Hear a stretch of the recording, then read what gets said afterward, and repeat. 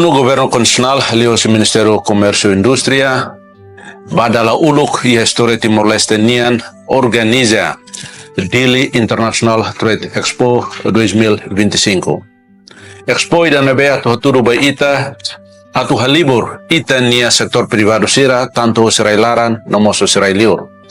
Oportunidade ida nebe significante tebes atu ita nia sektor privado sira bele turha motuk, bele koleba malo, bele hatudu sira nia produto sira nebe durante ne sira produs. Oportunidade mos ba ita nia sektor privado sira liliu hose micro, medio, pequena empresa sira, no empresa bobo sira hose liur. Atu sira rasik utiliza meo sidane hode hatudu sira ne produto tanto hirai lara nobo mundo. Ita hahuta ma ASEAN, ita ne adesão ba WTO, hatudu kata kita hahuna kloke ba mundo. Comercialmente, ita pronto atu simu sasano sirai liur, e ita mos pronto atu produs no haru kasasam barai liur. Fere dane importante tebes atu hatudu ba mundo, kata Timor-Leste ia preparação ida nebe adequado, kode prensa requisito stomak ba Timor-Leste nia nakloke ia area comércio. Mai ita hotu hamotuk bahia Dili Convention Center ia dia 28 de agosto até dia 1 de setembro. Ita hamotuk kena ba hodi assisti ba primeira vez ita nia Dili International Trade Expo ida nebe Ministério Comércio e Indústria organiza. Bem-vindo Dili International Trade Expo 2025. Hadome haune Timor, hadome haune produto. Obrigado.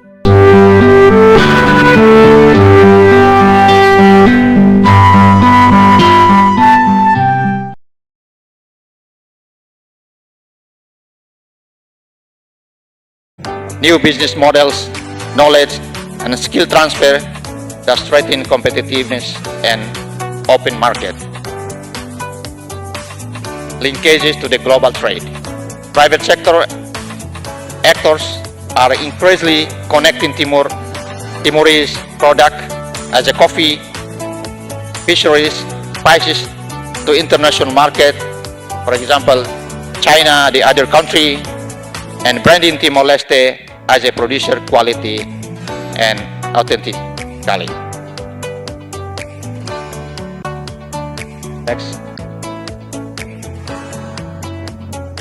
Yeah. This is the opportunity for the investor in Timor-Leste. Let me share clear to opportunity in Timor-Leste are real and they are growing. One is agriculture and agribusiness. As you know that our fertilized land combining with a young labor force, we have a young labor force, they are trainable and adaptable. This provides strong potential for commercial farming, processing, export. We have products like coffee, spices and fisheries already enjoy international recognition, but they remain underdeveloped and ripe for scaling. Tourism is one of the most promising opportunity, and it is efficiency and low cost. Tourism sector is a pristine, untouched natural environment. It has beautiful beaches and rich cultural heritage. With the right investment, we can position Timor-Leste as a unique and sustainable tourism destination in Southeast Asia. We have unique faith-based and cultural heritage tourism and religious site. Renewable energy. We have hydropower, solar, wind potential can power both local industry and regional market. Investing in clean energy is not only profitable but position investor partners in sustainable development. Manufacturing and value chain.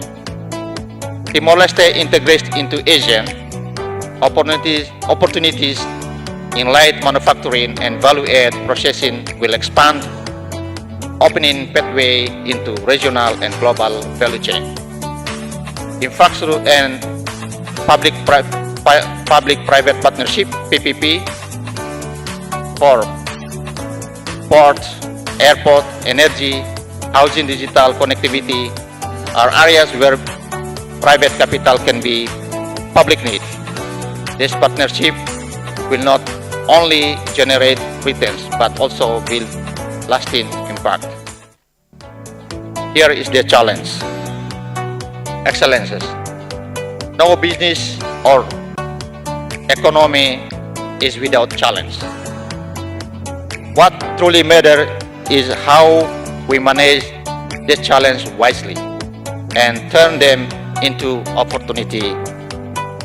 For instance, we recognize that access to the finance for SMEC remain limited.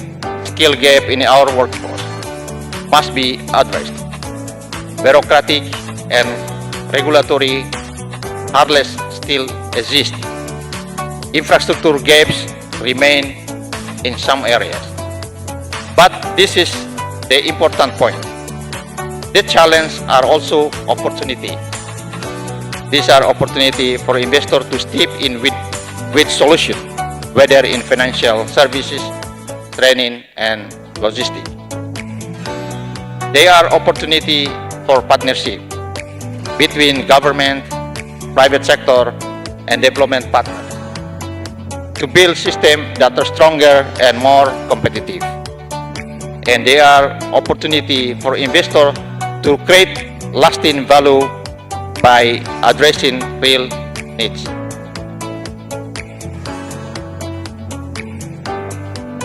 The government of Timor-Leste and CCTL stand together in strong and united partnership to foster dynamic business environment where investors can thrive and contribute to sustainable national development.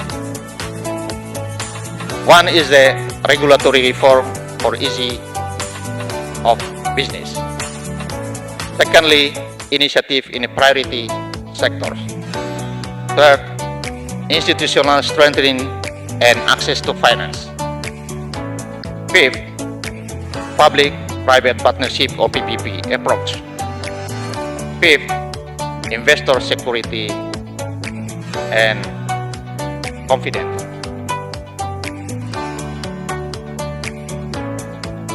Excellences, distinguished guests, Timor-Leste is not only open business. We are ready for partnership. Invest today in Timor-Leste, be part of our story, be part of our Southeast Asian future. We have the resources, the people, the commitment, and the vision. What we need now, partners. Investors who see the potential, share the ambition, and are ready to grow with us.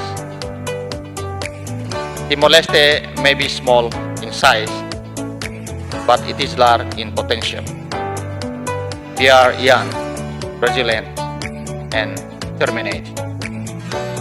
With your investment, partnership, and trust, we will become one of the Southeast Asian most promising destinations for growth. Time is now. The place is Timor-Leste. Thank you. Terima kasih. Obrigado.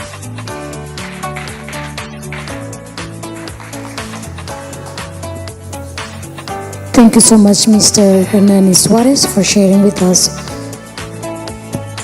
Next, with all the respect, we'd like to invite Mr. Gaston de Souza as the representative of Central Bank of Timor-Leste to be sharing with us his perspective on economic vision. Turmai ho respeito a mi convida signor Gaston Souza, no da representante do Banco Central de Timor-Leste, a tua apresentação com a oportunidade de investimento para Itahoto.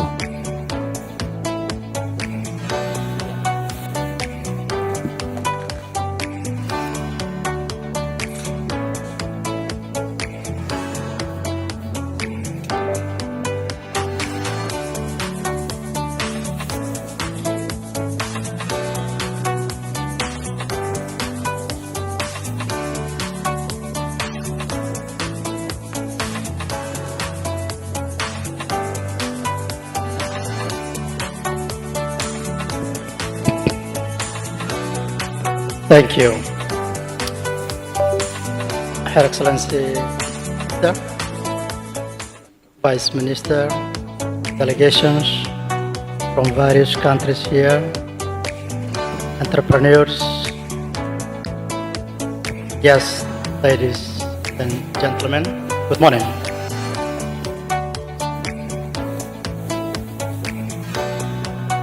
So my presentation will provide an overview of Timor-Leste macroeconomic outlook and financial sector development. Please, slide. So I will show you the data, where we are and where we should. Next, please. So the agenda of the presentation will cover 4 key points. I will touch a little bit on the government economic targets. Then the real sector, focus on economic growth, inflation, and employment, where we are now. Then we'll cover external sector, especially on our current account, mostly on trade on goods, and FDI inflows to the country, raising direct investment. Finally, I will touch a little bit on the financial sector as we are coming from central bank. We'll touch a little bit on financial sector development and strategy. Show you our performance. Finally, the presentation will conclude with some central bank strategic agenda, strengthen the financial sector, support our sustainable economic. Next, please.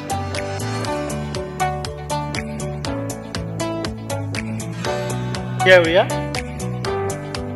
Government has five key targets, economic targets. First, GDP, inflation, private investment, domestic revenue, finally the employment creation.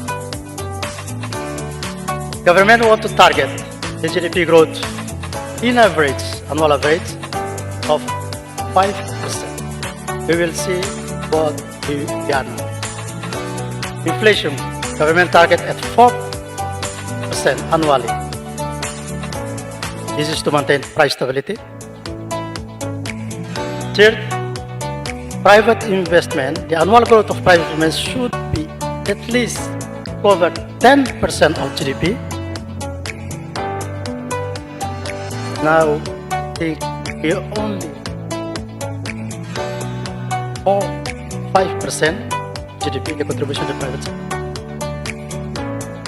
Domestic revenue should be at least 15% to GDP, the ratio, by 2028. And finally, the employment creation. Not clear target, but government like to create job opportunity for young people. Next, please.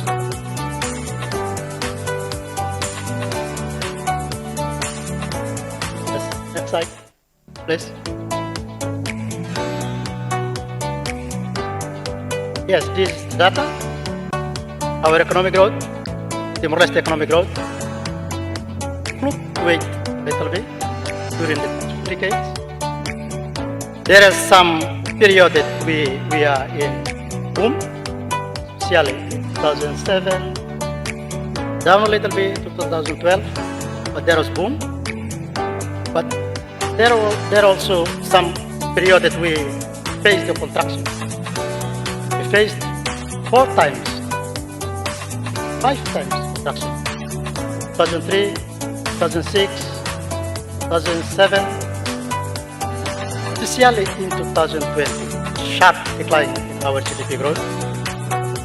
We contract about 8.3% of our GDP. There was some instability in our public finance, political instability, but also because of the COVID-19.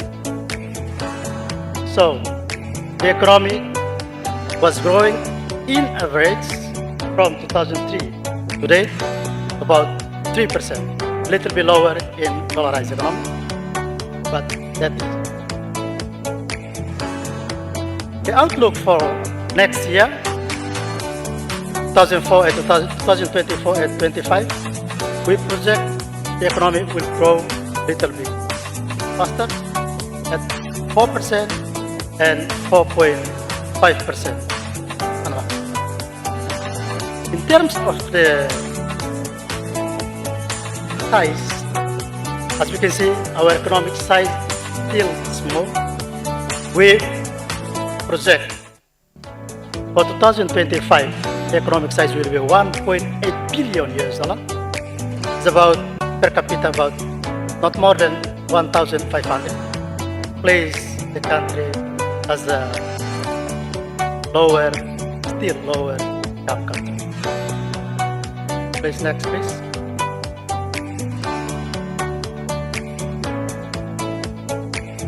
So the public sector is the main driver of our economy. Our economy relies mostly on the public sector. As you can see here, public administration, construction, they are the public sector driving economy. Our private sector contribution to GDP is still small, as I said. The red line, the red bar, only 5% of the GDP. This is the data, the real data. So sorry, but this is the real data. Agriculture sector contribution is still relatively high, but present. While other productive sectors, such as tourism, manufacturing, contribute to less than 5%. This is our GDP data. So in terms of the consumption approach, expenditure approach, that side, see that consumption is the more driving of our economy. Not in investment, both public and private consumption. Okay?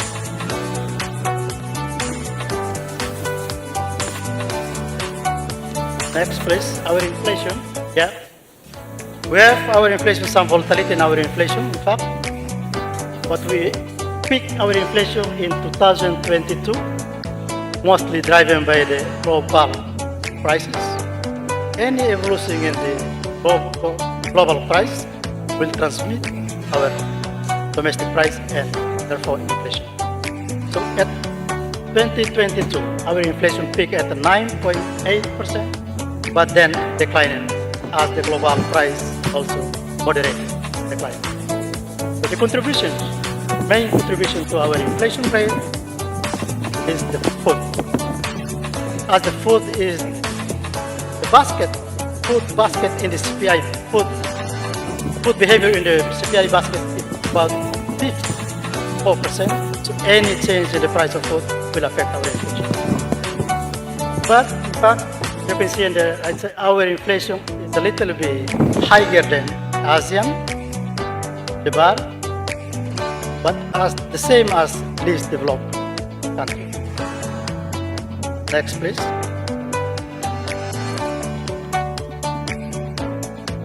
Timor-Leste has about 1.3 million population.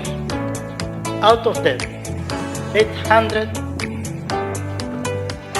as a working age population. So about 60% of our total population. Our young population is high. 72% of the population are below 50 years old. But in fact, as you can see here, the data back into labor survey data 2021, our labor force participation is still low. Only 30% of the total working age. I think we need to work hard, your contribution, private sector contribution, to increase this participation in the workforce, labor force is important. Thank you. Next, please.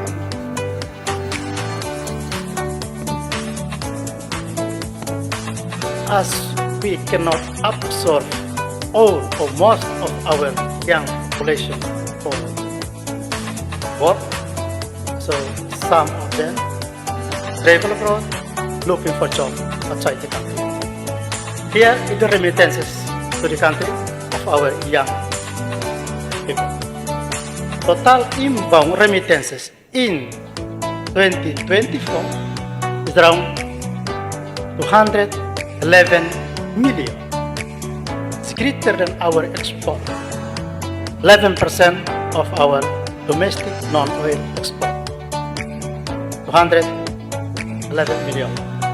But in fact, we also send the money out of the country.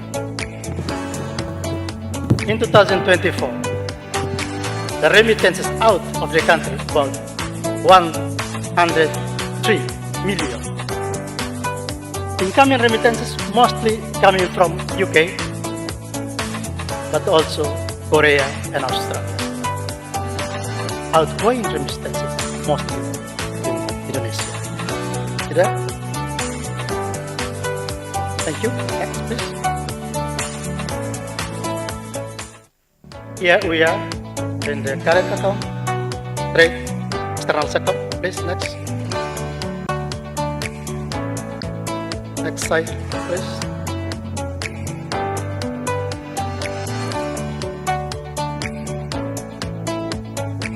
Please. Yeah. This is our current account balance.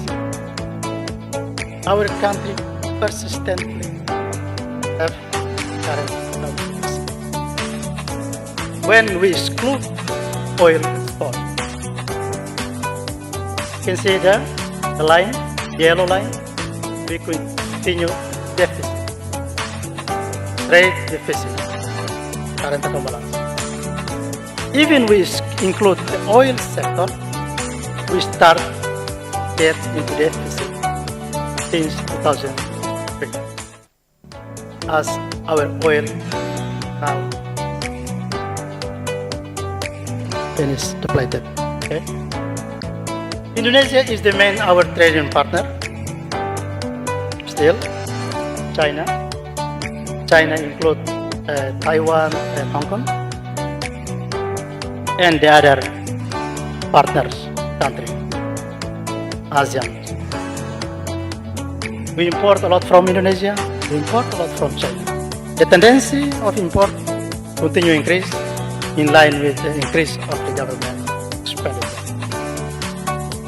Our export, the other side, you see, very small.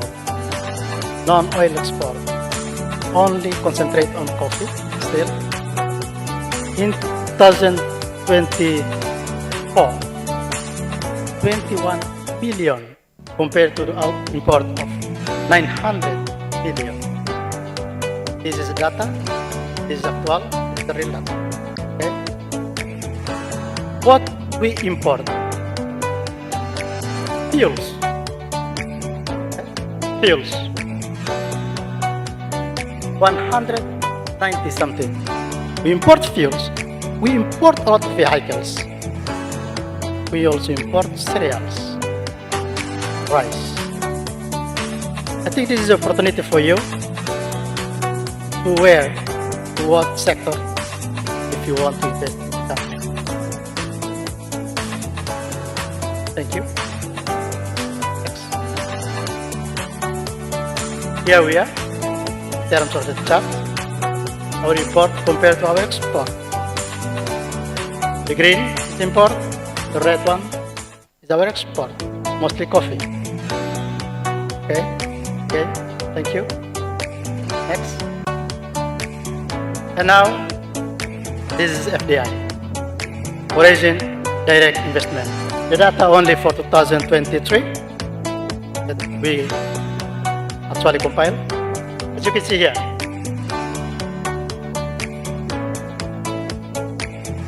Indonesia, okay, total FDI in the country, inflows to the country, is about 105 million US dollars. Most of them is coming from Indonesia. 85 million US dollars in 2023. China as well, Vietnam, Singapore, Australia, etc. Only several main countries, we put it here. Which sector they are investing in? You can see below the chart, construction sectors. Second, trade. Okay. Financial insurance. We have here several banks. What about, sorry, back please.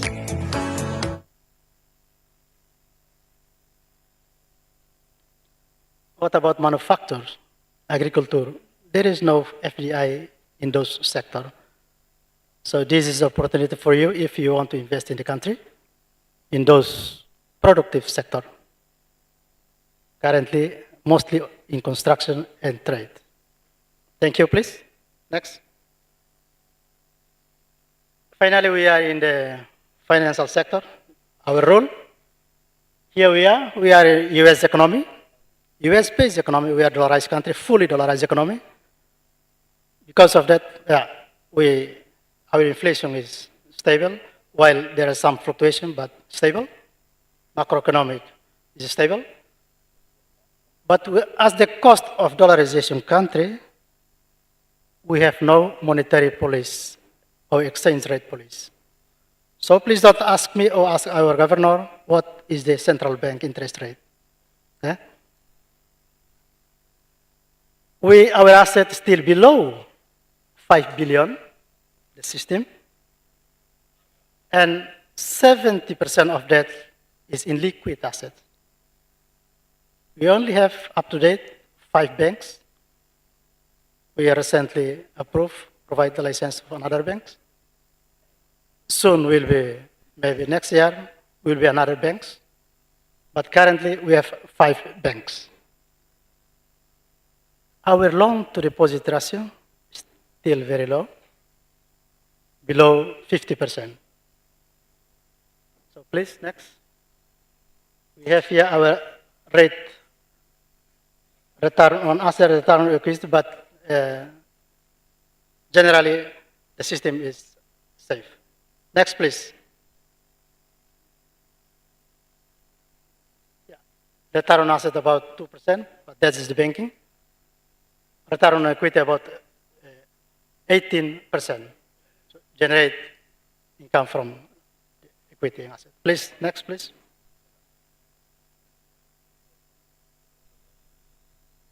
Next. Thank you. This is our assets. Financial system, the banking system assets. As you can see here, it's growing. In 2024, reached 2.6 billion US dollar, starting from 62 million US dollar in 2002. I think there was only one bank or maybe 2 banks, BNY and Z. And the assets only 62 million in that time. Now reach 2.6 billion, while still under 5 billion US dollar. Where they get this asset from? You can see our deposit, total deposit now is about 1.8 billion US dollar, include government deposit.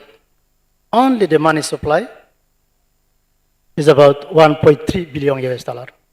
As you can see, deposit also growing, but in the other side, the credit is still low. Low penetration of credit still there. In 2024, only 500 583 million out of 1.2 billion of the deposit money supply in the economy. Exclude government deposit. So what is the loans to deposit ratio there? 43%.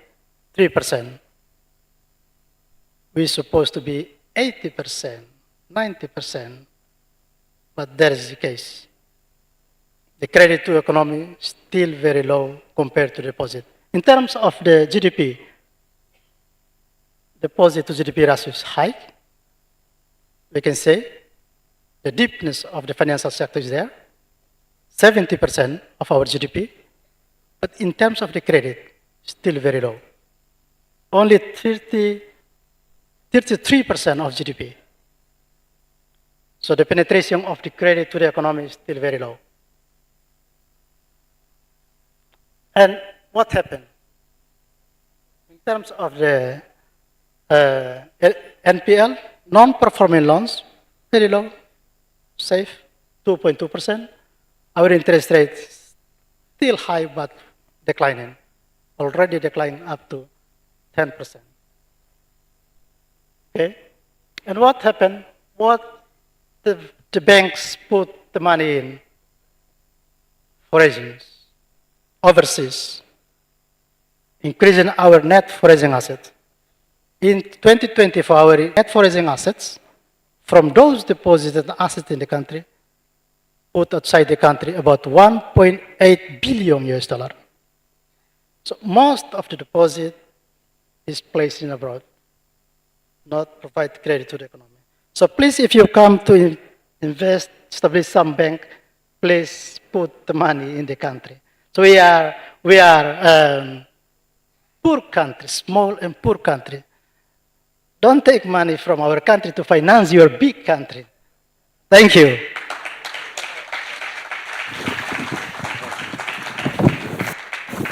So next, please. Yeah. Here was the central bank strategic. Please, next, more.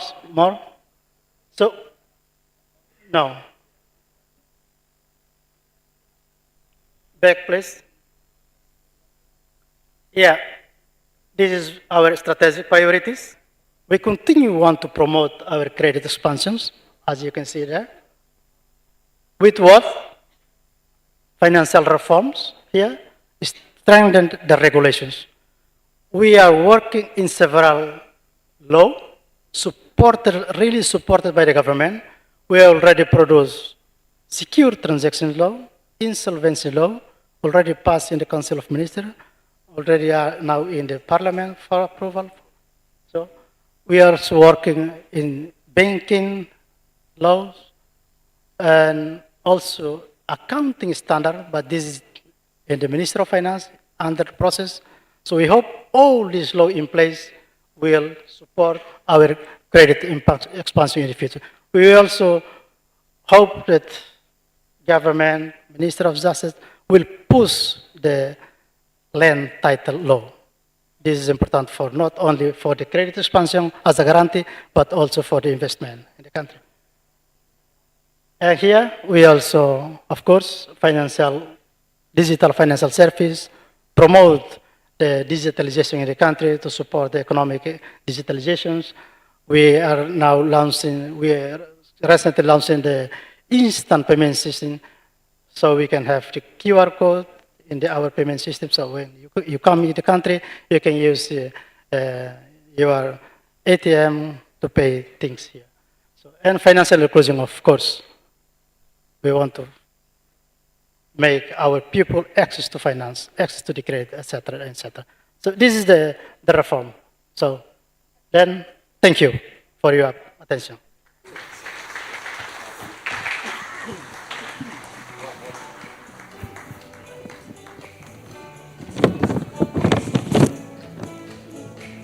Obrigado, Sr. Gastão Souza, representante do Banco Central Timor-Leste, e a apresentação com o microcrédito, o Banco Central Timor-Leste, Baita Hoto, e a Sankamani Kira Ohin.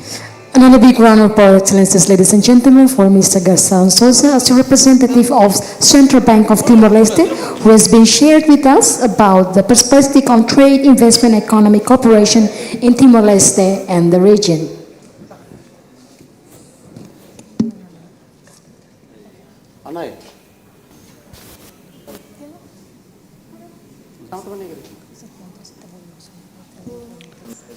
Tu irmai atu hamaluk ita, nomor satu habelun ita iha dader sang mani kita ohin, ami hakara katu convida ito hotu basisti hamutuk, música fura kida nebe maka apresenta husi irmão Quito Martins, ni título Make It and Brand It. So, Excellencies, ladies and gentlemen, before we continue to our next agenda, we would like to present you a song that will be performed by Timorese artist Quito Martins and his friends. Ita basimu hamutuk, Quito Martins so kolega sira.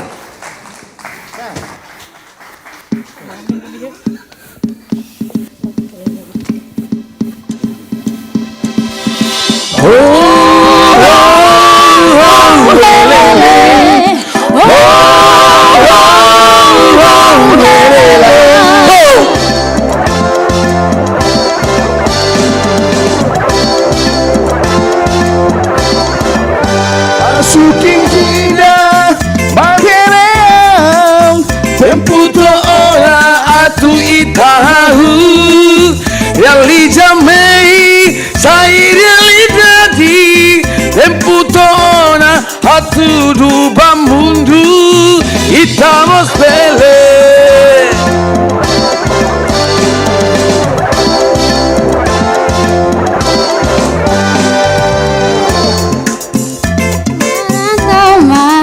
Itaburas produtora lara, Lalica baru cria produtora assim. Timor-Leste precisa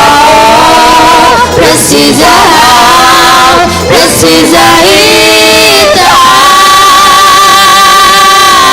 Make it and brand it. How we hanya produto. Make it and brand it. How we hanya timba. Make it and brand it. Haburas economia. Make it and brand it. Estamos belle.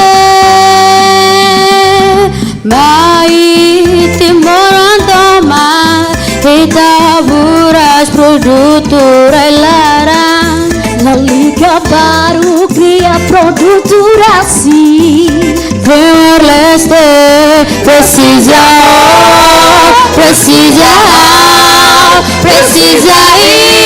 ita. Make it and brand it. Cada milhão produto. Make it and brand it. Cada milhão timba. Make it and brand it. Haburas economia. Make it and brand it. Estamos belle. Cada milhão produto.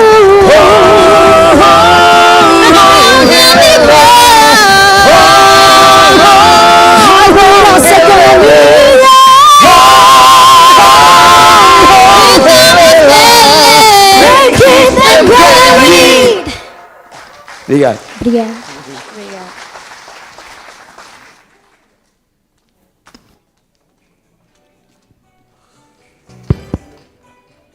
Obrigado para kita di basa lima dali dataan ba irmão Quito Martins.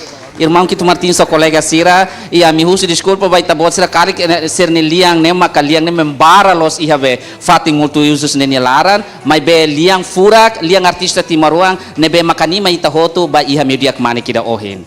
Também, excelências nos distintos convidados será roto, ita continua ho ita ni apresentação ba Special Business Forum International yang ba daruak no iha oportunidade dane hawakarak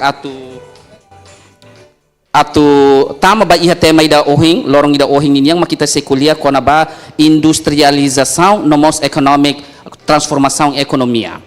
E daí se apresenta Husi, Sua Excelência, Vice-Ministro de Indústria, República Indonésia Ninian, nós, o excelentíssimo senhor João Mariano Saldanha, nebemos que colhemos com a visão industrialização tinan rihun rua tolonuro lestin rima ba Timor-Leste ninian. So Excellency, ladies and gentlemen, now we proceed for the next presentation on the industrialization and economic transformation. I would like to invite His Excellency, the Vice Minister of Industry of the Republic of Indonesia, to be pleased to start with the presentation. Excellency, the floor is yours.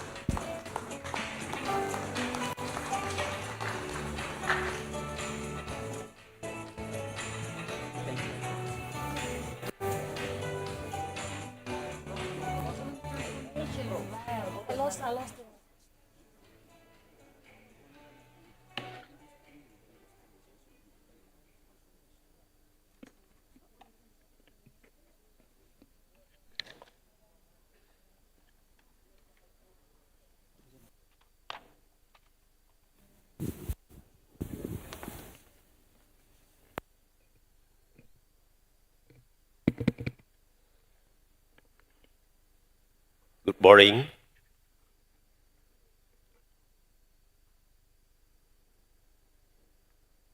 Honorable Your Excellency Minister of Trade and Industry, Democratic Republic of Timor-Leste,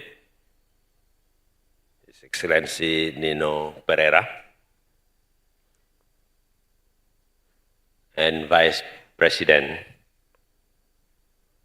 Minister of Trade and Industry, Mr. Augusto, distinguished ministers, ambassadors, and speakers of the Dili International Business Forum, guests, ladies and gentlemen,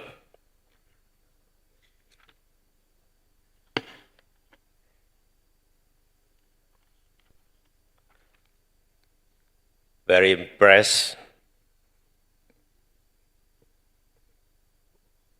we attending in a business forum in Dili, and this morning I show many buildings still constructed, and now in a way for this building, we show also long of a bay of Dili. It's many construction also, infrastructure and buildings. So we thinking, Minister, Dili in the right way to be stronger country, beside of our country, Indonesia, and we believe Timor-Leste can be stronger friends of Indonesia. I think in our neighborhood, especially in economy,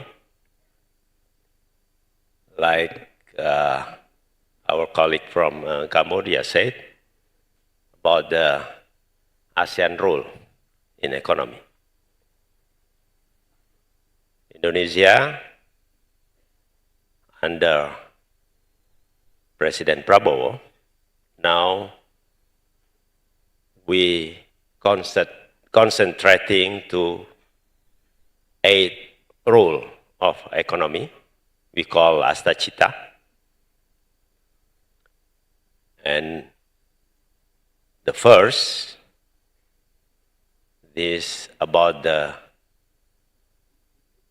our energy, renewable energy, and also economy in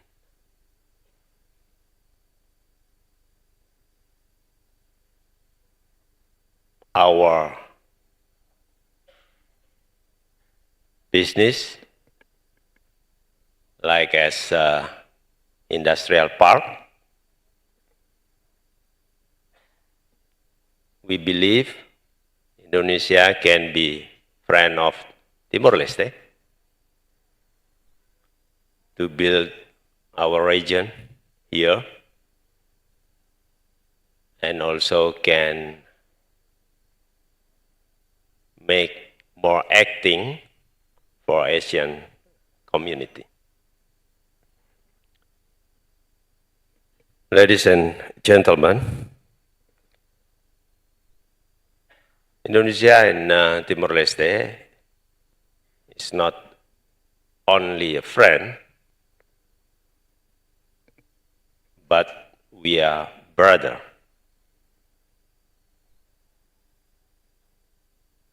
After reformations in Indonesia, Timor-Leste also be a country, free country. So we're starting together after Orde Baru era to build country, new country, and all aspects. So from same point to starting be country, new country, we believe also we can join and cooperating closely together. And we know in October, Timor-Leste will be part of ASEAN community. So this is the new history, not only for Timor-Leste, but also for ASEAN. Ladies and gentlemen, we think about the ASEAN opportunity now, because if we looking at the global situations, look at Europe, look at China, Russia, and also United States, we believe ASEAN in the right time to be stronger. Also, we can looking at wars among the world and looking at about the global supply chain. We believe ASEAN will be stronger community to making more role in the world. Because that, I said, our friend from Cambodia,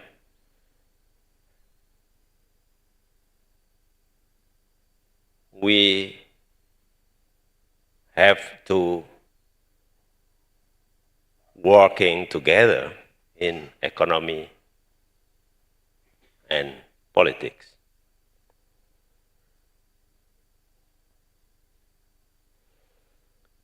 But we know also in ASEAN, we have also problem about the politics and security.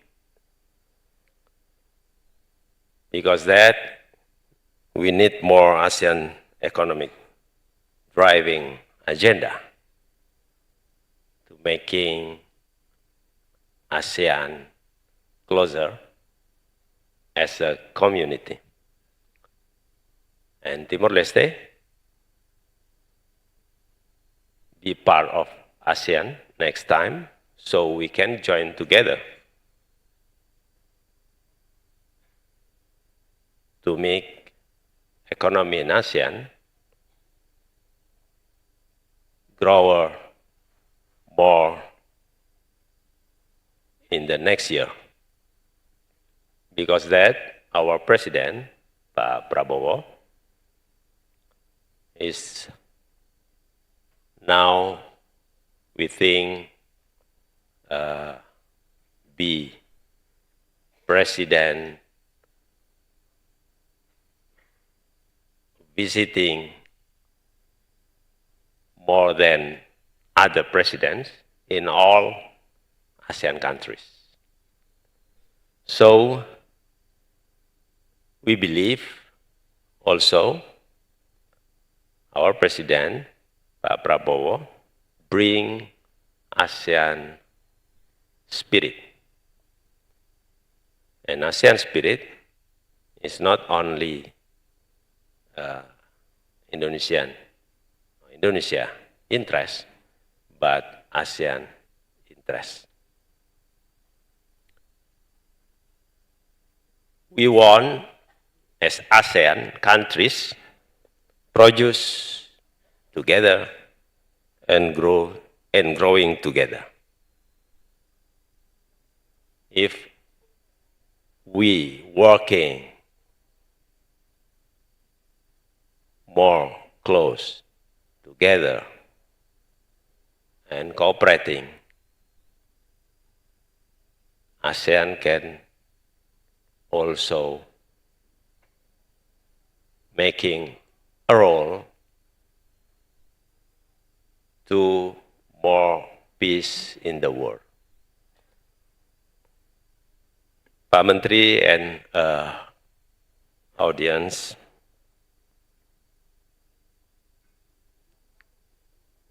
as said our president, we need more friends. We need more friends.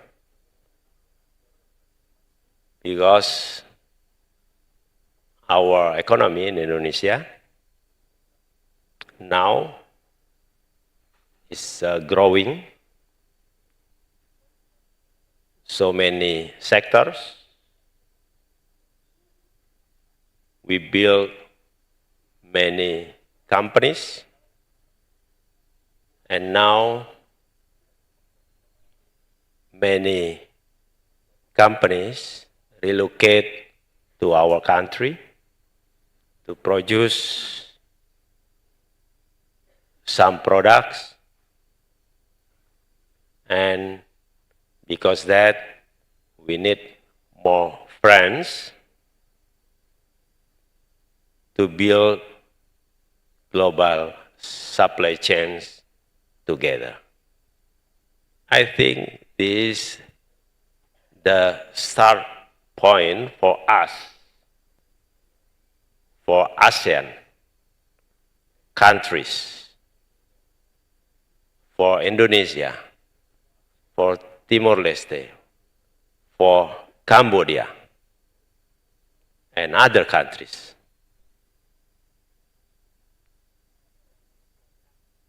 To making one global supply chains. Before, we depended so many to other countries, like China, like Europe, and United States, and other countries as a global supply chain for our industry. Yesterday, we discussed with Minister and Vice Minister of Commerce and Industry of Timor-Leste about how to supply our needs on salt, industrial salt, because now we import so many industrial salt from other countries outside of ASEAN countries. We believe Timor-Leste with environment with the industrial community in Timor-Leste can support our needs.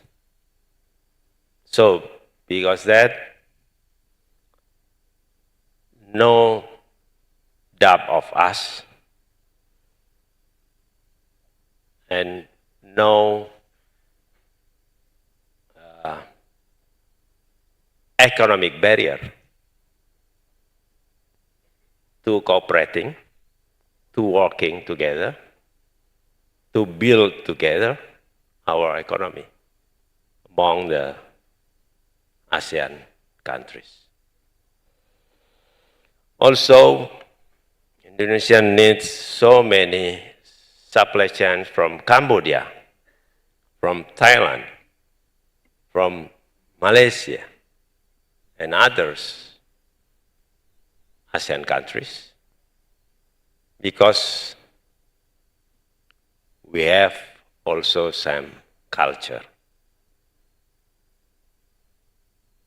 Because we have some spirit. Ladies and gentlemen, now we are also build industrial park and industrial companies in mineral-based industry, especially in Sulawesi and Maluku. Industrial-based, mineral-based, like nickel. Now we build together with some companies from, especially from China. But in the next period, we will invite to other ASEAN countries to build together, because we need build and grow together as a community, especially in economy. We believe also ASEAN countries can be stronger in technology and can be participate in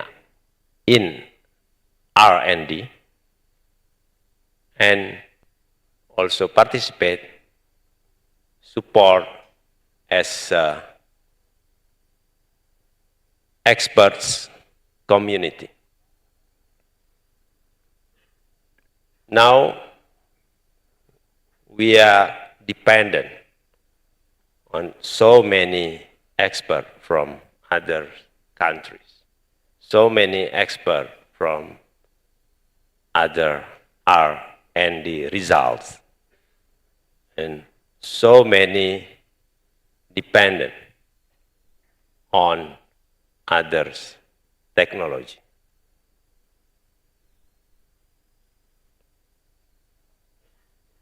In our access, in ASEAN access,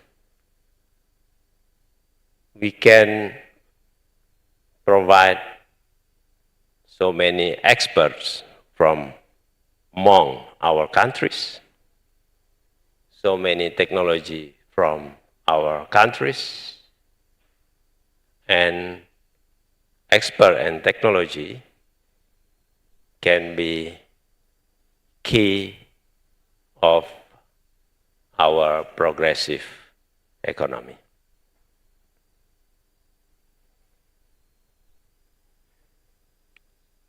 And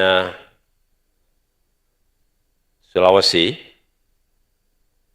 Maluku, as a region, is not so far from Timor-Leste. And we believe in East Indonesian part, also Pulau Timur, have so many potential and so many experts and so many people can produce the mineral industry in our country as a key to progress economy both Indonesia and Timor-Leste. So, because that, we know in politics, ASEAN as one of ASEAN spirit, but we need more actions in economy sectors.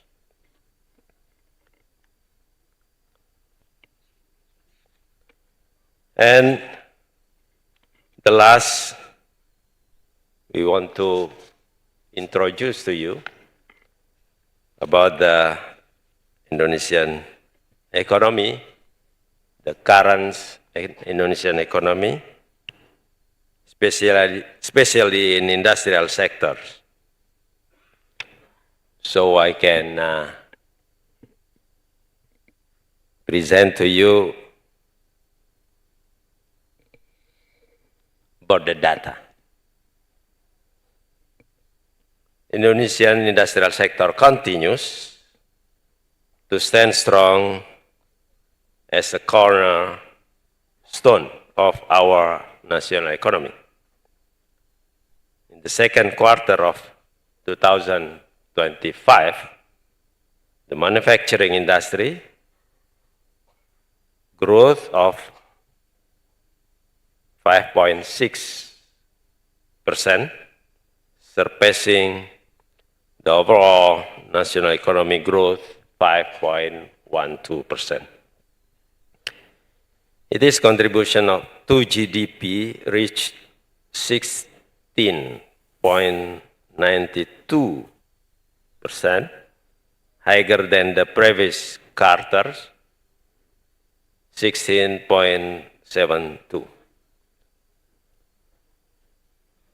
Looking at the first half of 2025, Indonesian manufacturing export contributed 79.46% of the country's total export, with a value around $107.6 billion.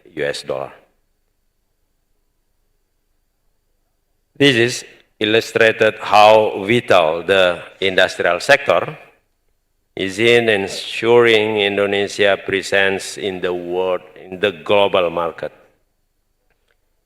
Investor confidence in the manufacturing sector has also remained strong. In just the first semester 2025, realized investment reached 366.6 trillion rupiah. On the labor side, the manufacturing industry employed more than 19.6 million people as February 2025.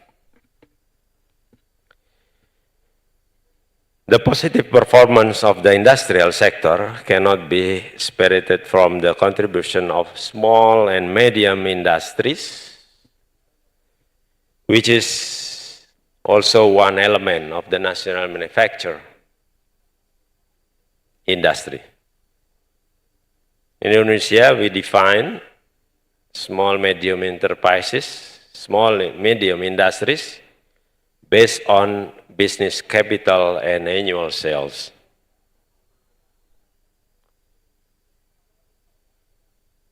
SMI have a crucial influence on the industrial sector and the national economic growth, with the populations more than 4.5 million business units. Also, SMI is very dominant in quantity. The contributions SMI output value, the manufacturing industry only reach 21.3%. This has plenty room to improve and therefore to increase contributions, participations from various parties and stakeholders we need in fostering the SMI, so SMI can play a more significant role in strengthening the national industrial structure, also accelerating economic growth. Ladies and gentlemen, to achieve inclusive growth, Indonesia has laid out a clear industrial visions through the Making Indonesia 4.0. And we have a Making Indonesia 4.0 roadmap, which aspires to position Indonesia among the world's top 10 economies by 2030.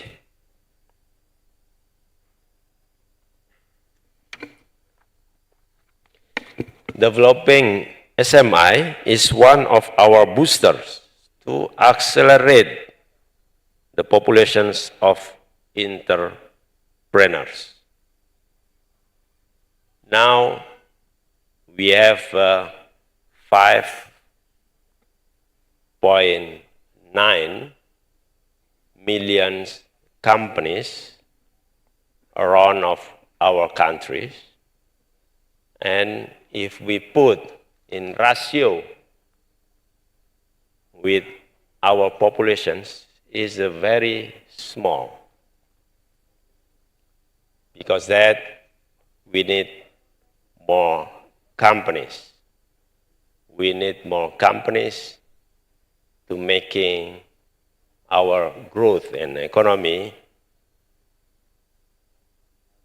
as President said, until 8%. As you know, Indonesia is entering a demographic bonus era. Accelerating entrepreneurship is vital to prevent rising unemployment and turn opportunities into economic growth. In order to foster SMI competitiveness and value, our minister runs various programs and activities. First, access to finance. Two, the second, access to raw materials.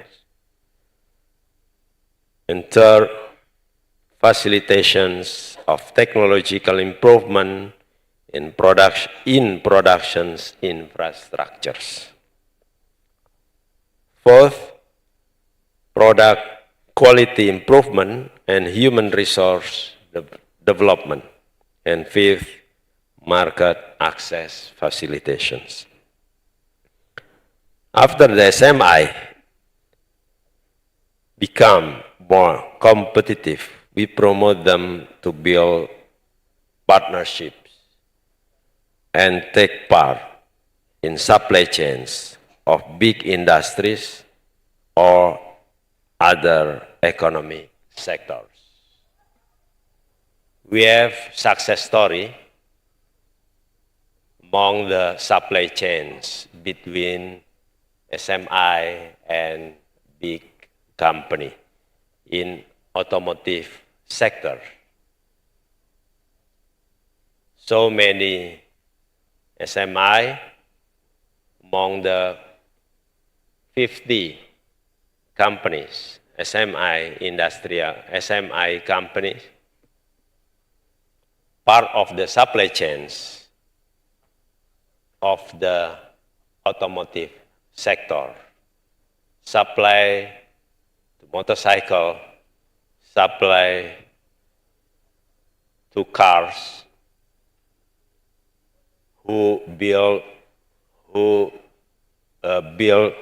as Toyota brand and Honda.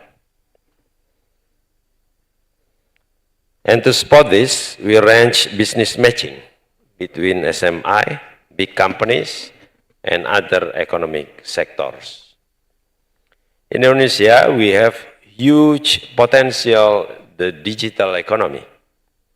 With the big populations, the percentage of internet usage in Indonesia is very high, with daily average usage also very high. Digital market transactions post-COVID-19 recorded massive amounts and are still growing.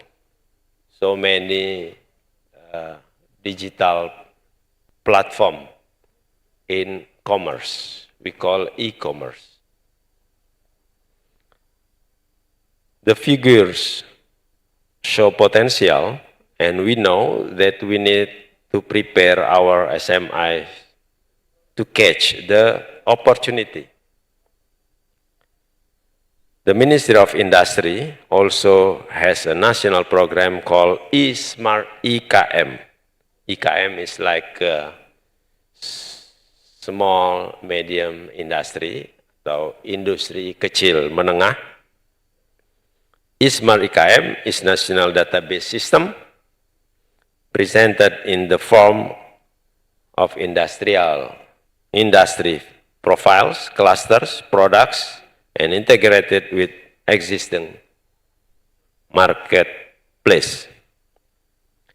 Basically, in the eSmart IKM program, we assist our SMI to board and to optimize their digital market. We also organize basic education training regarding digital business, e-commerce assistance, webinar series, workshops, and business development. Our office have some strategies to reach it, such as on the upstreaming side, we strengthen access to raw materials. At the production areas, we increase the SMI competitiveness, as I mentioned earlier, by ensuring the product certifications are in place, updated productions, technology, and process well interconnected. And lastly, we help them also in networking, facilitated their participations in the international exhibitions, like today here in Dili. We also build working together with so many enterprise community from Kadin on the top, also Kadin in others area, and others communities as stakeholders in economy sector. Alongside these strategies, Indonesia also emphasized the importance of fostering cooperation with our strategic partners, including Timor-Leste. We are committed to further strengthening our cooperations with Timor-Leste, particularly through implementation of MOU that signed in 2023 between our minister and the Minister of Tourism, Commerce and Industry of the Democratic Republic of Timor-Leste. This MOU covers several subjects. First, human resource capacity building. Second, promotions on domestic products. Third, advising to the specific industrial policies. And fourth, other potential industry-related activities. This commitment reflects our shared aspiration to advance sustainable growth and deepen the bonds of partnership between our two nations. So now we have to produce together and grow together. Thank you.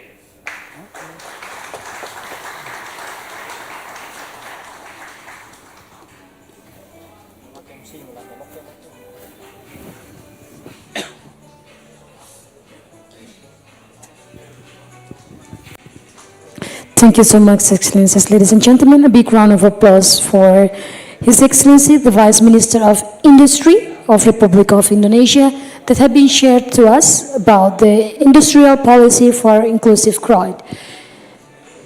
Now next, Excellencies, ladies and gentlemen, please put our hands together and join me in welcoming the Professor João Mariano Saldanha, that will be sharing with us about Timor-Leste industrialization vision in 2035.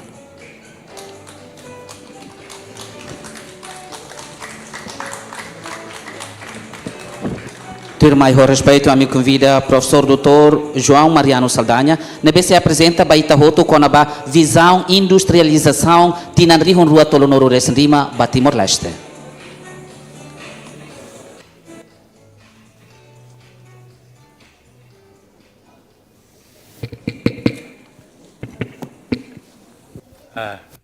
Minister of Commerce, Industry and Trade of Timor-Leste, if I hope I'm correct, of Timor-Leste, Vice Minister of the Commerce and Industry of Timor-Leste, Vice Minister of Industry of Indonesia, the previous speaker before me.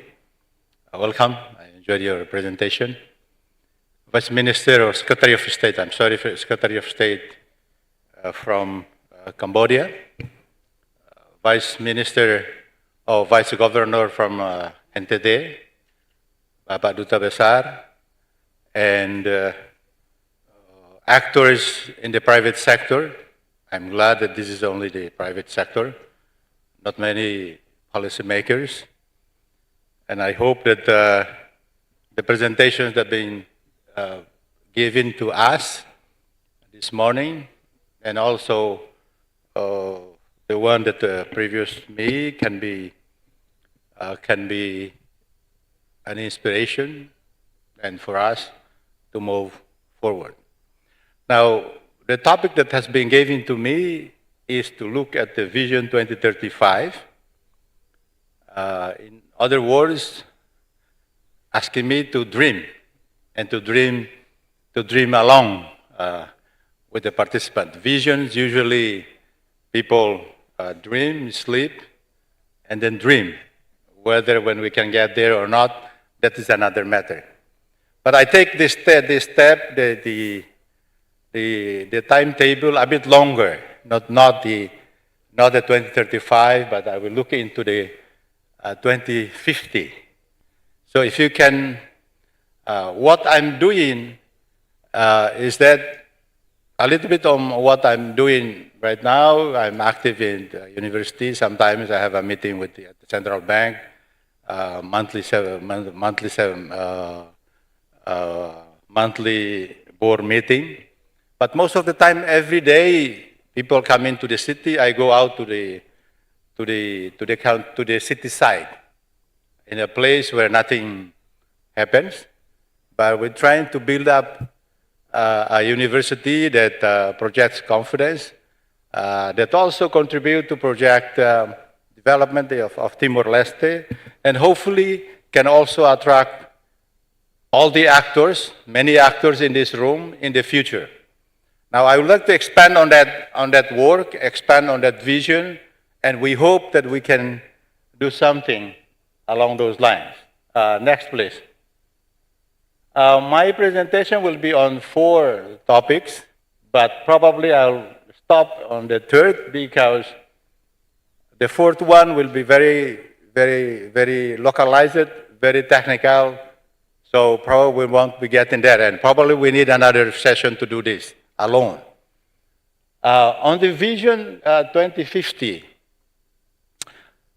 Timor-Leste has had a Vision 2020. I think one of the great achievements of 2020 vision was democratic governance. And that happened. The others is still in question mark. And then we have the vision of 2030 to turn in, like Cambodia was saying, to become an upper middle income country according to a strategic development plan, 2030 to become a upper middle income country in 2030, but still 4 years away, 4 or 5 years away, and let's see if we can pull out something along the line in the coming 4 years. But seems to be the road is a little bit far. But then we have to reshape again the vision for the next, beyond 2030, to look into 2050, and I'm coming a little bit very optimistic about that, trying to attract as many of you in this room to Timor-Leste. Maybe I saw my colleague from the central bank was saying, some of the message coming to me, WhatsApp time, I don't know. This is the reality we're facing. But I think we need to have a framework to think about, and we tell our partners that here what we are, here what we want to proceed in the coming years. So the vision of 2050, the headline targets are, next slide please. We'd like to get a GDP of $75 billion from currently $1.8 billion in 25 years. This is not as easy as it's talk.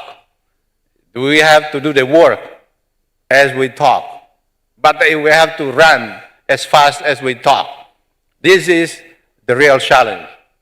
A population probably by that time probably urbanized in 25 years, and maybe most of us, or many of us in this room, we will not be there, but some, I think, many of us will stay and will get there. A GDP per capita of $15,000. This is dream. I'm talking about dream. And moving, and currently GDP per capita is about 1,300.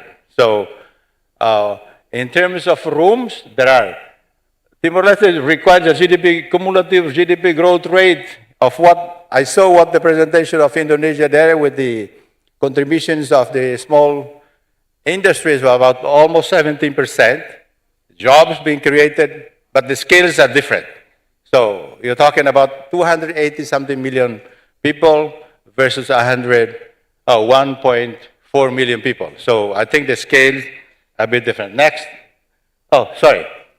I think we will require a double-digit growth. It means that a lot of opportunities for the private sector to come in, including for indirect investment.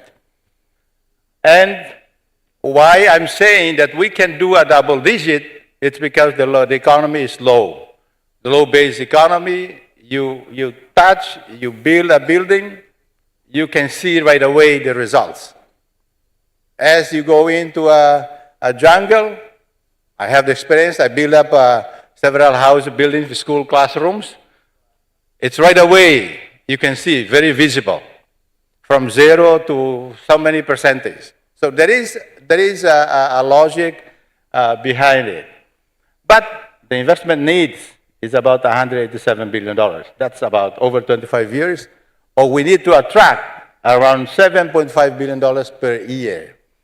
I don't know I hope the MOUs that been signed yesterday,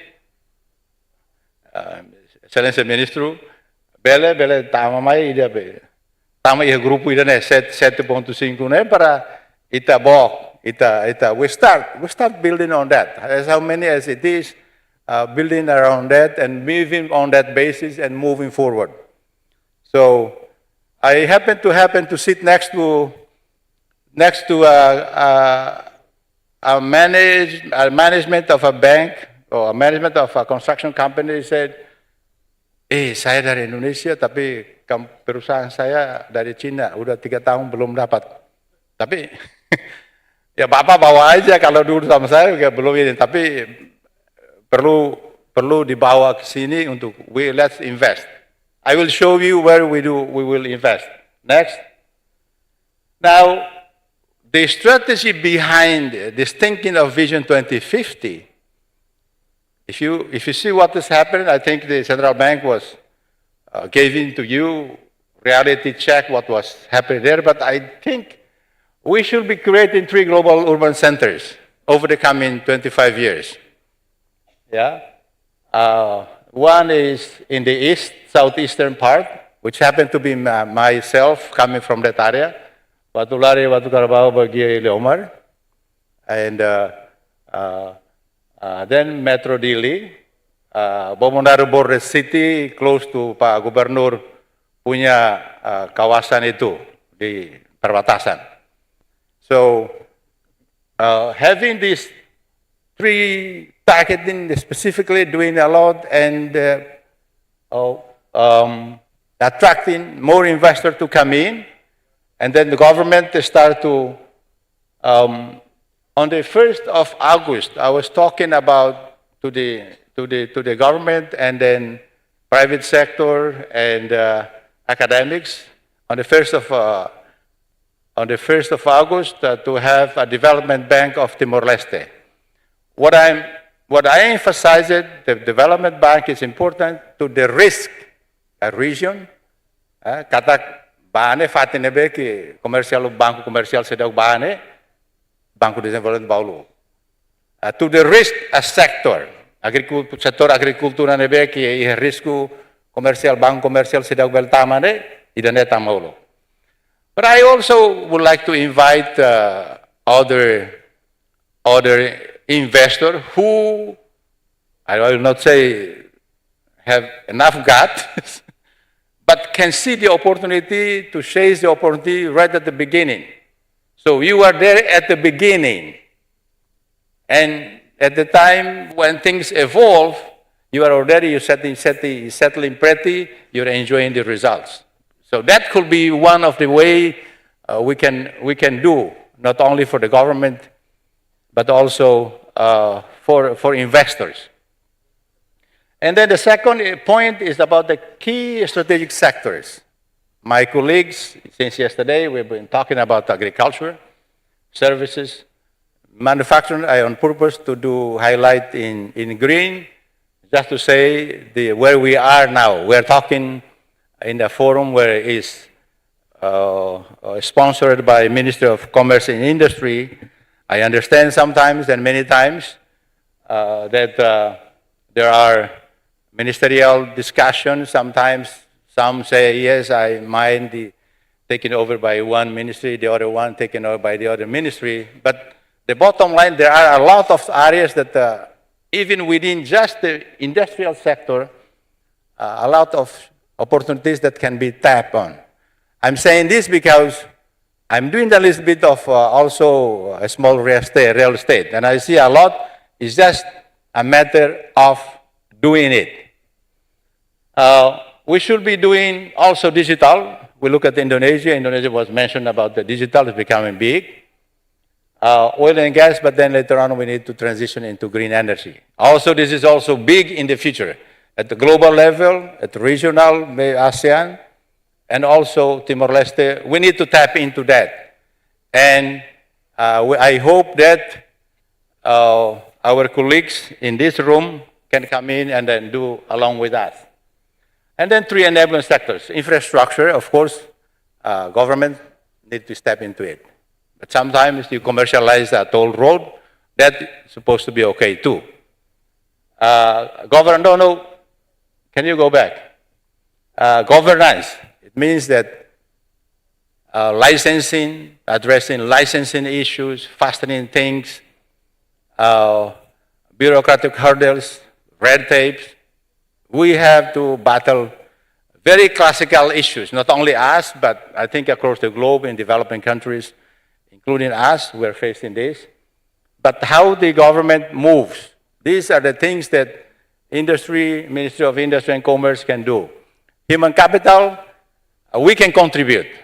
I can contribute at personal level because we are doing university. We can contribute at personal level for developing the human capital. One of the examples is that outside, I don't know how many of you that were able to go out the hills from here to Cristo Rey, but beyond Cristo Rey, beaches are very beautiful, but nothing's there.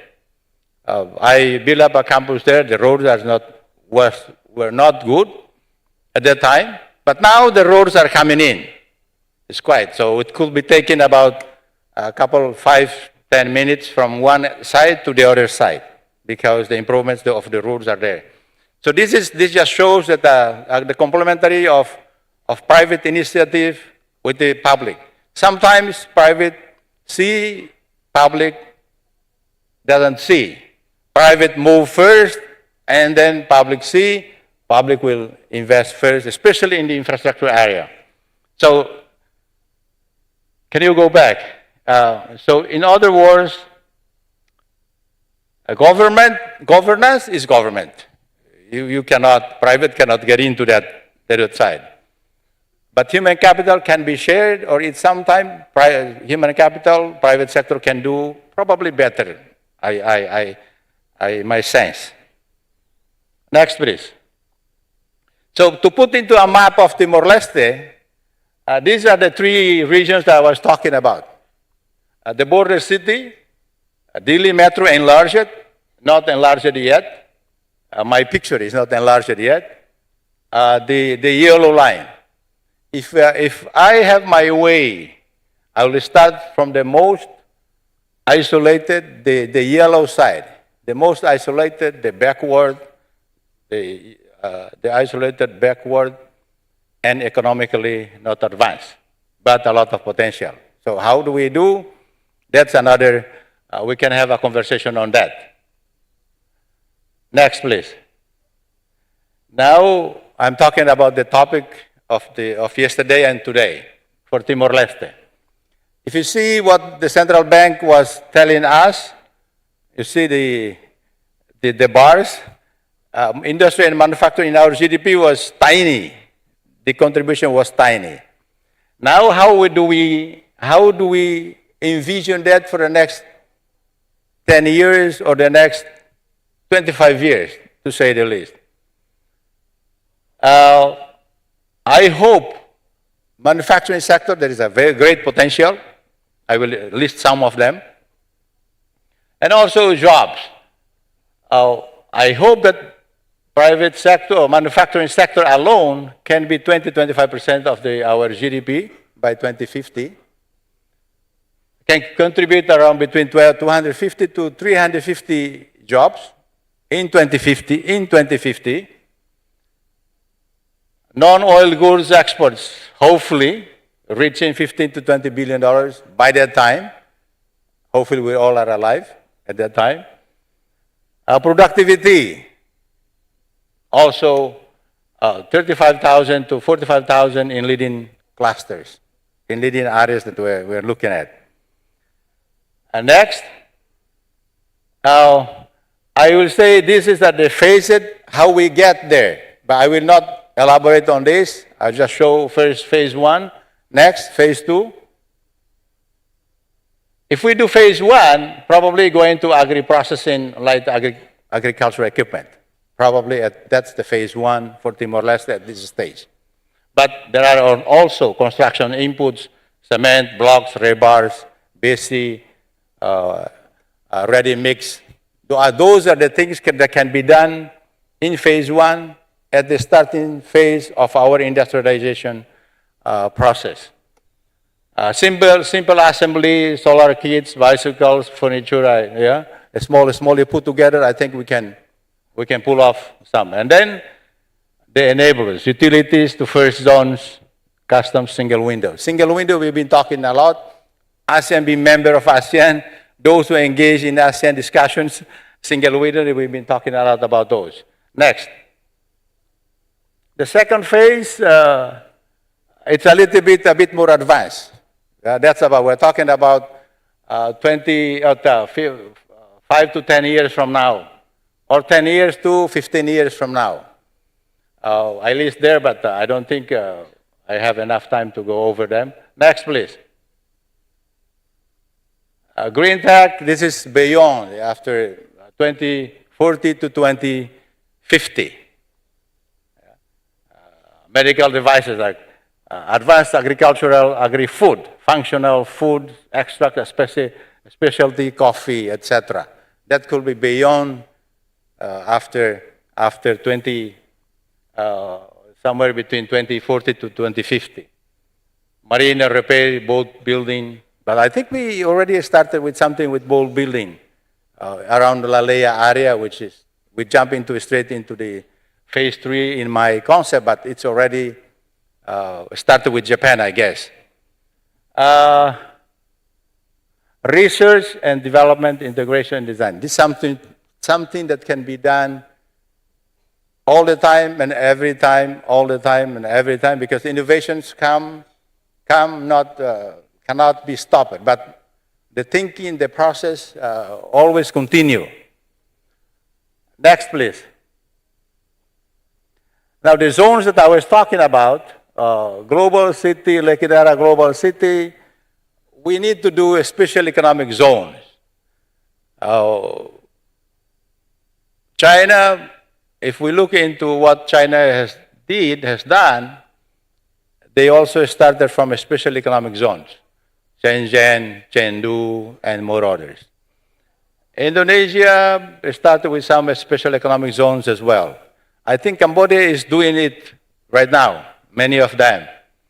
So there are a lot of lessons to be learned from. If you cannot tackle the whole country if it's big, but talking about Timor-Leste is a bit smaller than Cambodia and Laos. We are the second smallest country in ASEAN, because behind Timor-Leste is Brunei. If we cannot tackle the whole country, because it's hilly, the geography, the topography is hilly, if we cannot tackle all together, we do 3 areas first. That's what I call Watulare, Watukara, Bagie, Leomar, 4 sub-districts, isolated, backward, but very potential. And the Dili Liksa corridor, this is where we are now. I think we can develop this area all the way to Likisa, Metro Dili, all inclusive. Probably we have to leave a little bit aside Atauro, probably. Bobonaro, which is which is in the border actually, shares the border with the NTT, garment, footwear, electronics assembly, plug and play factories, etc. Idene, this is a wish list. I would like to repeat, this is a wish list. But I think they can be doable. They can doable with our concerted efforts. Timor-Leste together with our partners. Not only us, but one example that we may do is partnering with West Timor or NTT Timor Barat to do a border city. I think they are developing Atambua atau apa di sebelah sana. Kita di sini kita bangun di sebelah kita. I think can be done together in a way for the border city. Next, please. This is just some of the indicators that we like to achieve. Again, a wish list, a vision. We hope that it can be materialized sometime, but we have to do a lot of work. Next. Now the enabling sectors. Infrastructure. We have to do power, we have to do water, we have to do logistics, we have to do land. One of the main constraints that we all facing in Timor-Leste, discussions almost becoming classic, is that when we get over with the land titling. This is a country of 15,000 kilometers squares. Main cities, if we start from the 3 cities that I was talking about, maybe we start to tackling very seriously or very work tirelessly on tackling the land title. And then the logistics, water, very potential, power, of course. I think power is already there. So supply of power is already maybe a bit expensive here compared to ASEAN, but I think it's 90-something% already. So in a way, now you work towards the power efficiency to the level of how you produce more efficient power provision. And then governance and delivery. I would like Minister of Industry and Commerce, start something like Industrial Development Authority or something as a product of this Expo. Policy Act, of course, putting together the Policy Act. Green's list of KPIs, especially in power, customs, and permits. Human capital. This is something that we can contribute. Universities, we can contribute. We train our youngsters better in the coming years, 4 or 5 years. If we start training them, probably in 4 or 5 years, they will be going to the markets. So it's a continuing effort over several periods. I think we can handle, we can address that. My peers in Timor-Leste, we are together. It's about 19 universities and institutes of higher education. If we do our jobs properly, human capital development, we can help to address that part. Next, please. Now, no. Immediate first steps. My suggestion to the government, this is the government of Timor-Leste, is pass Industrial Policy Act and incentive schedule. Yeah, on the paper level. The paper level, but have to do a lot of work. Special economic zone operator. I wish we can look beyond Dili to develop most backward part, not very easily accessible, but providing a lot of opportunities for growth. National single window, I don't need to speak about this because you are working on this.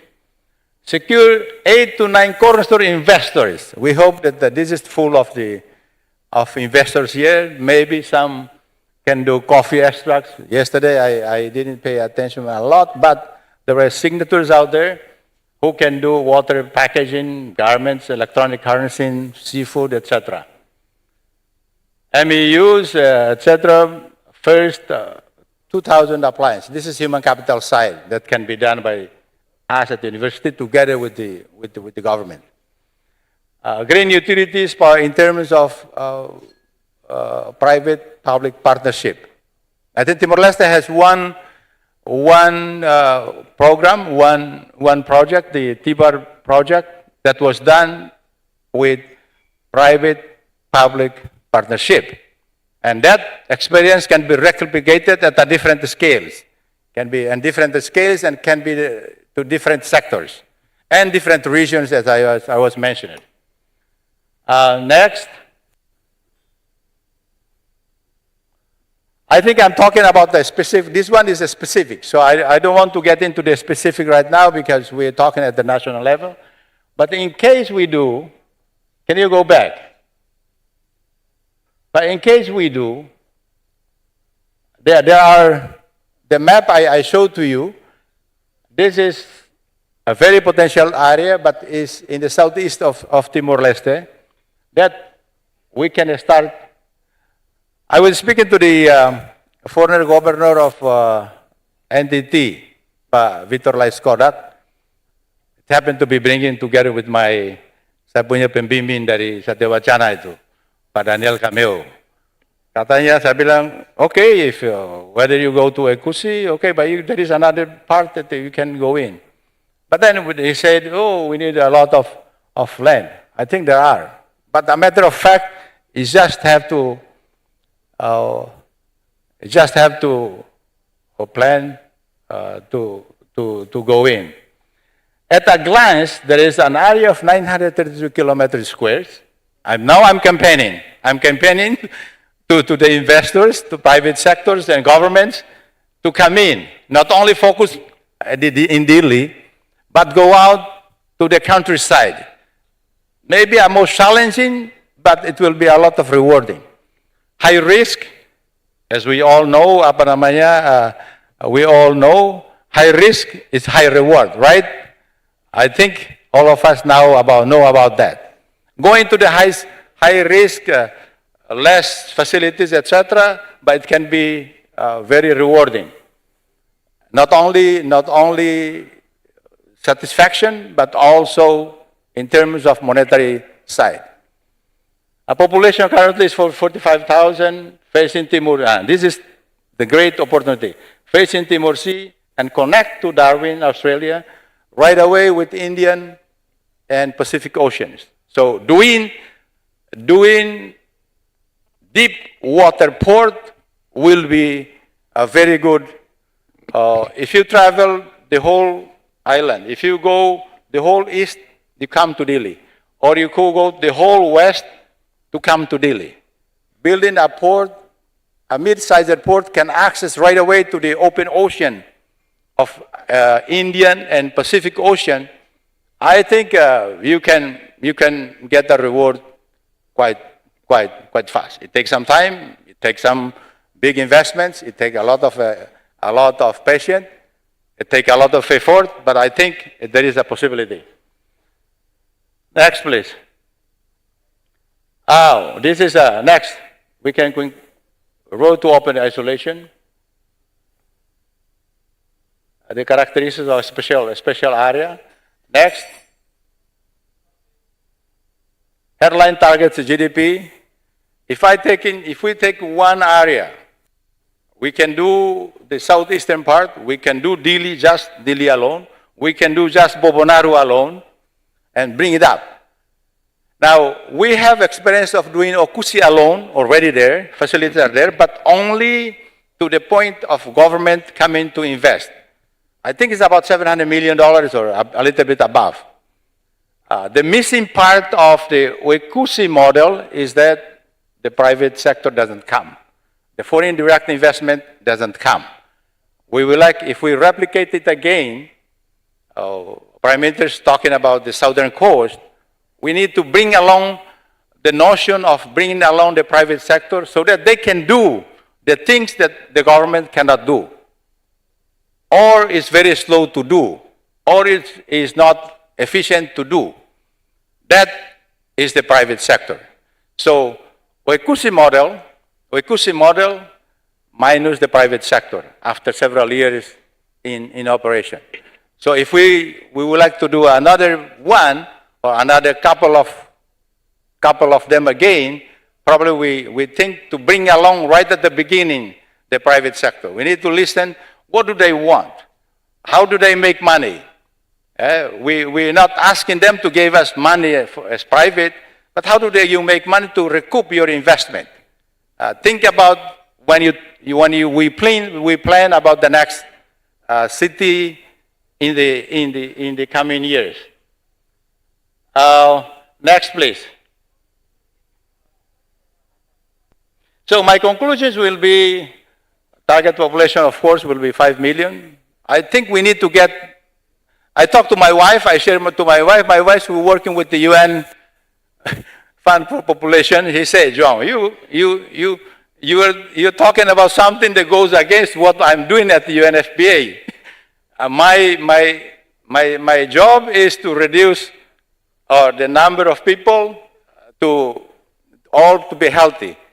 But I'm talking is economically to have create its own market, its own dynamic. From 1.4, I think is not enough.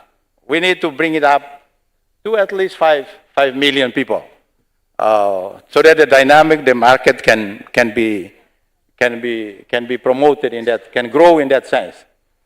3 urban sectors, 5 strategic sectors,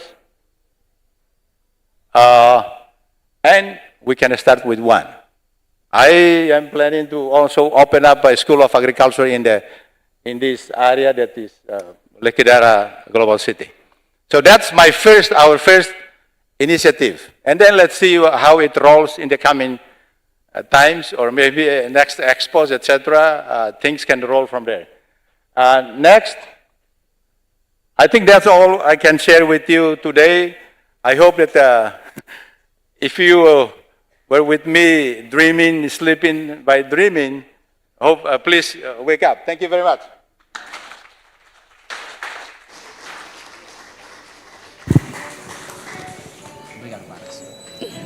Thank you so much, Dr. Professor Mr. João Saldanha. As the founder or president of Economics and Development Studies in Timor-Leste.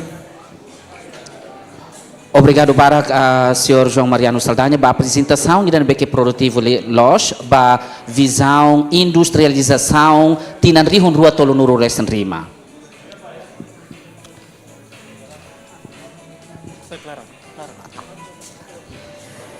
So next, Excellencies, ladies and gentlemen, we will be witnessing the sign of Memorandum of Agreement between some of the companies, such as MOU between PT Algalindo and Suhurama Development on the agricultural cooperation. Second, MOU between PT 𝐋𝐈𝐕𝐄 𝐒𝐌𝐍𝐄 and Suhurama Developer on distribution and marketing and helmet brand Jitsu. The MOU between PT Pupuk Katanda Nusantara and Suhurama Developer on trade and capacity building on agriculture. Fourth, MOU between PT Tinta Putih Aksara and Suhurama Developer on trade related to mineral water. An MOU between Sekolah Panggang Arbri and Directorate General of Industry of Timor-Leste on capacity building, wearing and research. Excelências, nos distintos convidados Sirahoto, no dar resultado o Dili International Business Forum baloron ida ohin, maka companhia ou PT Nainhat o República Indonésia, maka se concorda ona, atu investe ia Timor-Leste. Também ita se basiste hamutuk assina memorando do entendimento entre companhia Lima Makanesan, amibolo badala huluk PT Tinta Putih Aksara ho Suhurama Developer. Kami memanggil kepada representatif dari PT Tinta Putih Aksara dengan representatif dari Suhurama Developer. Mr. Ricardo New, please join us in the front from the MOU side.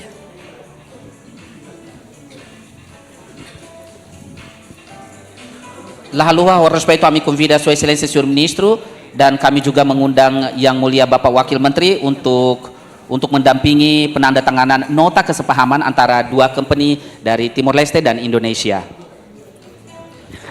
A big round of applause, Excellencies, ladies and gentlemen, for the cooperation between these two countries, through these two companies, Suhurama Developer and PT Tinta Putih Aksara.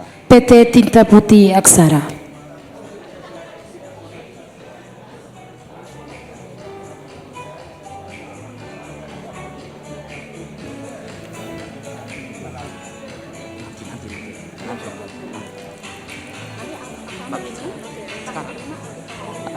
Tak lupa kami memanggil juga Bapak Konsul Kehormatan Timor Leste untuk Medan, Bapak Irawan, sama Bapak Duta Besar Republik Indonesia, Pak Octodorynus, untuk mendampingi di depan. And this one also would be witnesses by the Ambassador of Indonesia to Timor-Leste, Mr. Octodorynus, also as the Dean of the Diplomatic Corps Honorary Consul of Timor-Leste in Medan. and Honorary Consul of Timor-Leste in Medan, and also accompanied by the representative of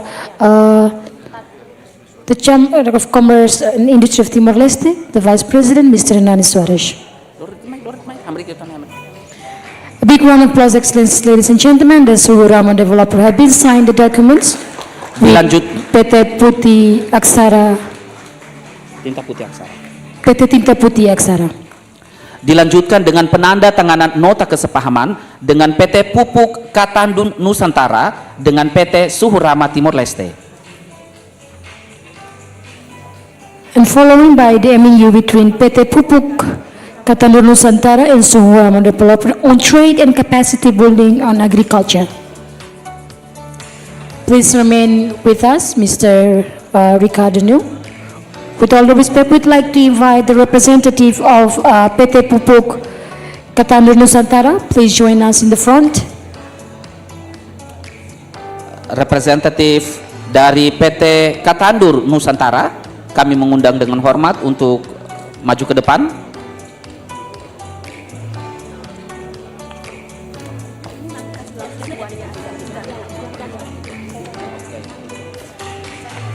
Kepada Bapak Herman untuk naik ke depan, silakan. Kami persilakan.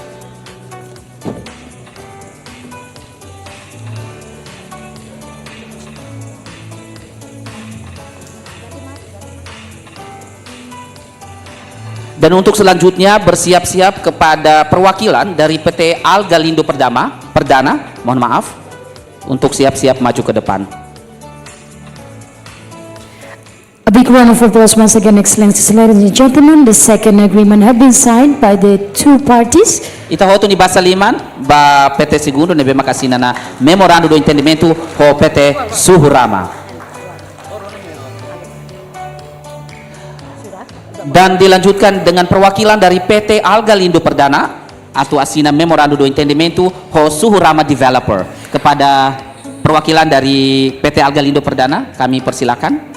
And followed between MOU between PT Al-Galindo and Suhu Rama Development on agriculture cooperation. So with all the respect, we'd like to invite the representative of PT Al-Galindo. Al-Galindo ba?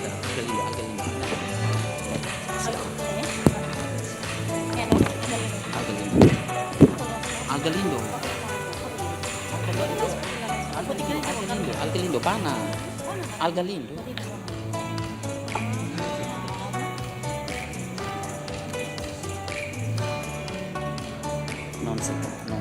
Please cross-check and read it carefully. Both parties, make sure the names and everything has been correct.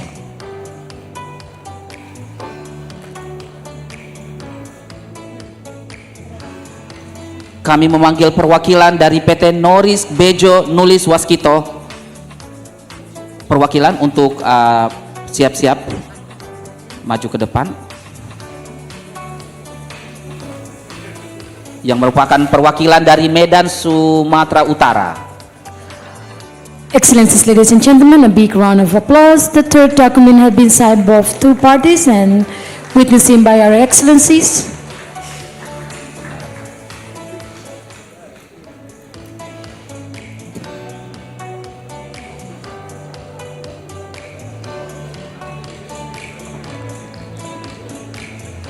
Terima kasih banyak. Sekarang kami memanggil perwakilan dari PT Noris Bejo Nulis Waskito dari Medan, Sumatera Utara, yang akan menandatangani nota kesepahaman dengan PT Suhu Rama Developer dari Timor Leste.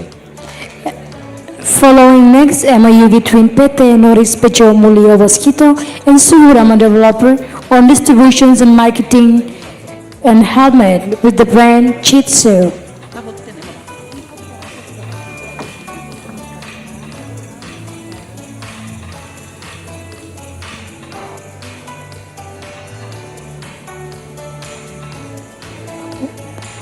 Once again, gentlemen, recommend to please read carefully before you sign. Make sure everything's correct.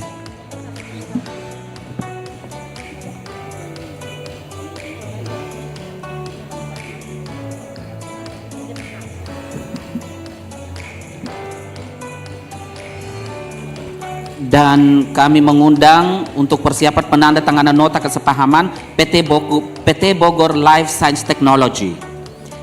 A big round of applause, Excellencies, ladies and gentlemen. The fourth document or agreement have been signed by both parties and witnesses by our Excellencies and all of us in the room. Itahoto ni Basaliman ba assinatura memorando do entendimento ne bema Calaudaw. Obrigado, Barak.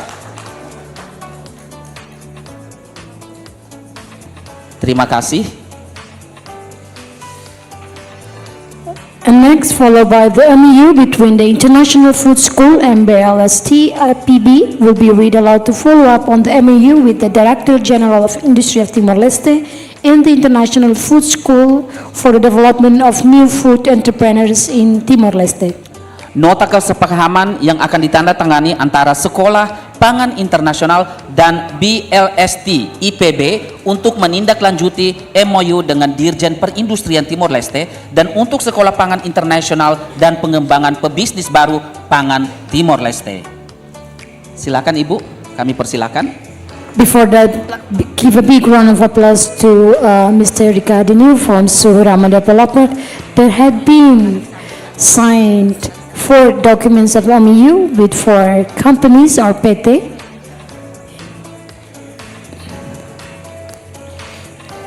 Silakan mohon ditandatangani nota kesepahamannya. Before that, please read carefully, make sure everything is well corrected.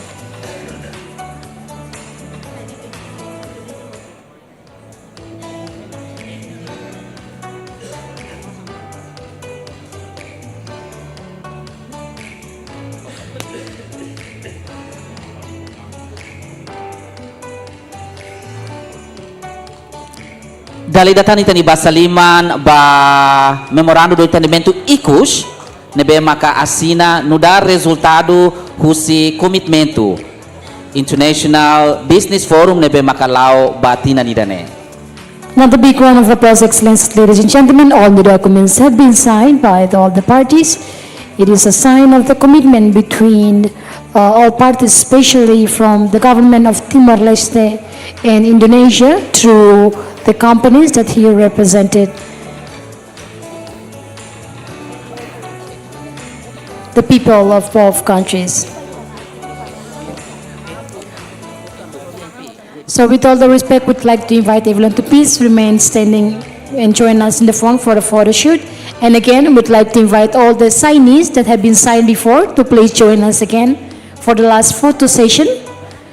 Kami mengundang Bapak dan Ibu sekalian yang tadi itu sudah menandatangani nota kesepahaman untuk tolong bergabung dengan kami kembali di depan di stage untuk foto sesi. Sekali lagi kami mengundang Bapak, Ibu dan hadirin yang tadi sudah menandatangani nota kesepahaman untuk maju ke depan foto keluarga dengan Bapak Menteri. Terima kasih. Yang mulia Bapak Wakil Gubernur, kami mengundang dengan hormat untuk maju ke depan untuk foto keluarga. Silakan, dipersilakan Bapak. And we would like to invite His Excellency the Secretary of State from Cambodia, representative from the Brunei Darussalam to be please join with us. Bapak Bobby Willianto, Kadin Indonesia, Bapak Letjen Ahmad Bahtiar, dengan hormat kami mengundang.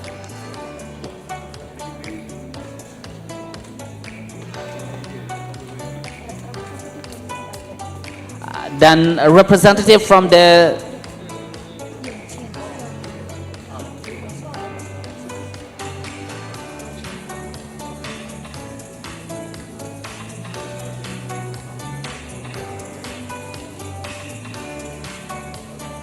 okay. Ladies and gentlemen, a round big applause for the Frater family, and thank you very much, Excellencies, ladies and gentlemen, for your participation in this morning session.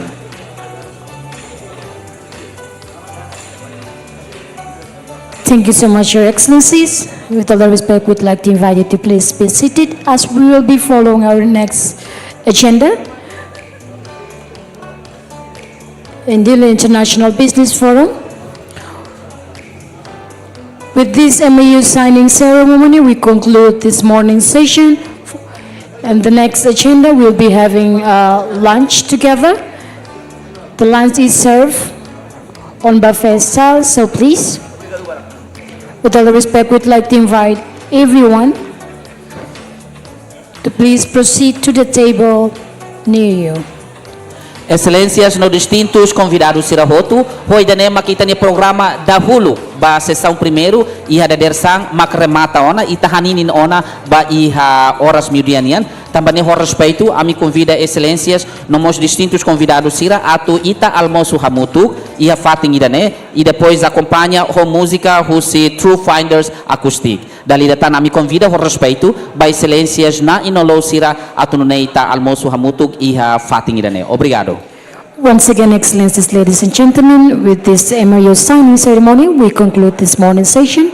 Now we'll follow it by the lunch. It has been served.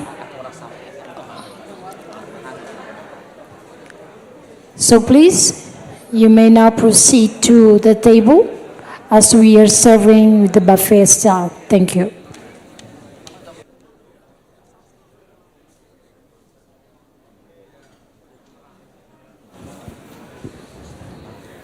And while you're having your lunch, we'll be serving you with some performances that will be performed by True Finders Acoustic, that composed of beautiful, young, talented Timorese artists.